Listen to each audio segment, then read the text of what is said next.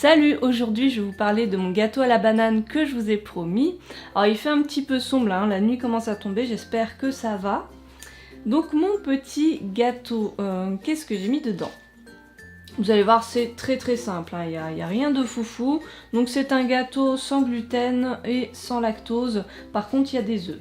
Donc tout d'abord, vous prenez un yaourt, donc moi j'ai pris un yaourt de soja, vous pouvez prendre un yaourt végétal, ce que vous voulez, lait de riz, enfin tout ce que vous voulez. Vous pouvez même mettre un yaourt classique au lait de vache, c'est exactement pareil. J'ai mis ensuite mes 3 œufs, j'ai bien mélangé. Après il faut 160 g de farine, moi j'ai déjà testé de mettre 160 g de farine de riz complet. C'était très bon, mais ce qui est sympa et que je voulais vraiment tester après ma commande Greenwiz, c'est de rajouter de la farine de pois chiche. Donc là pour cette fois j'ai mis 100 g de farine de riz et 60 g de farine de pois chiche et c'était assez sympa, peut-être qu'on peut augmenter un petit peu le dosage, à voir. Donc vous mettez votre farine petit à petit, vous mélangez bien. Alors un truc à savoir avec la farine de pois chiche, c'est que selon la marque que vous achetez, elle peut faire énormément de grumeaux. Je sais qu'avant je l'achetais en boutique indienne et voilà, c'était le cas, c'était assez compliqué à mélanger, j'avais plein de grumeaux. Là la marque que je vous présente, elle est vraiment très bien. Bon là comme ça j'ai oublié le nom mais vous verrez parfaitement à l'écran. Ensuite, qu'est-ce que j'ai rajouté dans mon gâteau? Oui, 70 g de sucre complet, donc là j'ai mis du sucre Rapadura qui est très sucrant, il a un fort pouvoir sucrant, donc là j'ai mis 70 g. Si vous avez du sucre blanc, voilà un sucre roux classique, mettez peut-être 100 g parce que c'est un pouvoir moins sucrant. J'ai mis ensuite une pincée de sel et une demi-cuillère à café de bicarbonate de soude qui en fait remplace parfaitement la levure chimique. C'est vraiment super efficace, j'ai rien à redire là-dessus. Ensuite on va rajouter 50 g d'huile végétale, sur coup on a l'impression que ça fait beaucoup mais quand même il faut quelque chose pour ramollir un petit peu le gâteau, qui soit pas tout sec. Donc vous mettez l'huile que vous voulez, là j'ai mis de l'huile végétale d'olive, ça se prête très bien à la recette, j'ai pas trouvé que ça laissait un goût bizarre, parce que l'huile d'olive c'est un goût assez fort. Hein. Sinon généralement je prends de l'huile de tournesol désodorisée, comme ça je suis sûre qu'il n'y a pas de goût bizarre.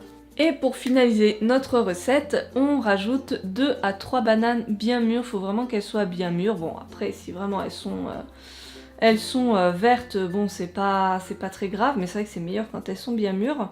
Alors parfois je mets mes 3 bananes, j'écrase mes 3 bananes que je mets dans la pâte. Et là ce que j'ai fait, c'est que j'ai écrasé 2 bananes, je les ai mises dans la pâte. Et j'ai gardé une banane pour décorer. Donc ça c'est vous qui voyez. À cette recette, vous pouvez totalement rajouter des pépites de chocolat. Donc on va dire entre 100 à 200 g de pépites de chocolat. Vous versez petit à petit et en mélangeant, vous voyez un petit peu si ça vous convient, hein, vous en rajoutez si vous voulez. Moi là, j'en ai pas mis parce que c'est vrai que c'est un gâteau pour mon petit déjeuner, donc bon, ça fait quand même très sucré, très chocolaté pour un petit déj quand même. Donc je suis restée sage. Ensuite, il faut huiler votre moule. Donc moi j'ai pris un moule à cake, voilà tout simplement. Je trouve que pour les gâteaux, ça cuit très bien. Donc je le huile.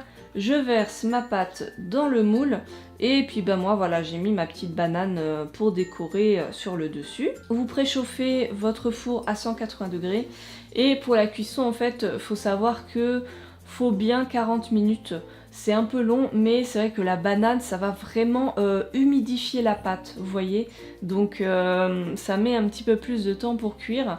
Donc n'hésitez pas au bout de 30 minutes à piquer avec un couteau pour voir un petit peu voilà, ce que ça donne, vous surveillez et après vous avez un délicieux gâteau. Alors par contre je vous dis tout de suite, hein, la banane c'est un truc de fou, ça attire les moucherons. Mais je comprends pas quoi, genre il n'y a aucun moucheron dans ma pièce, 10 minutes après il y en a 10 sur ma banane, enfin... Je me dis d'où ils sortent, ils se sont téléportés, je ne sais pas.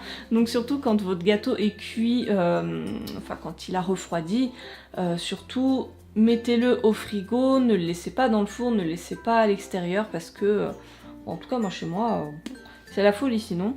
Ce gâteau est vraiment délicieux, moi franchement j'adore, ça fait 3 fois que je le fais, c'est la première fois que je le fais avec la farine de pois chiche. Ça donne vraiment un truc très sympa, il est quand même très moelleux, très bon.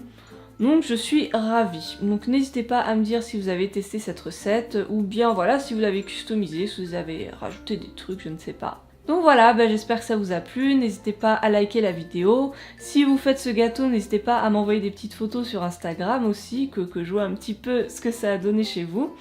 Et puis voilà, je vous dis à la prochaine, salut!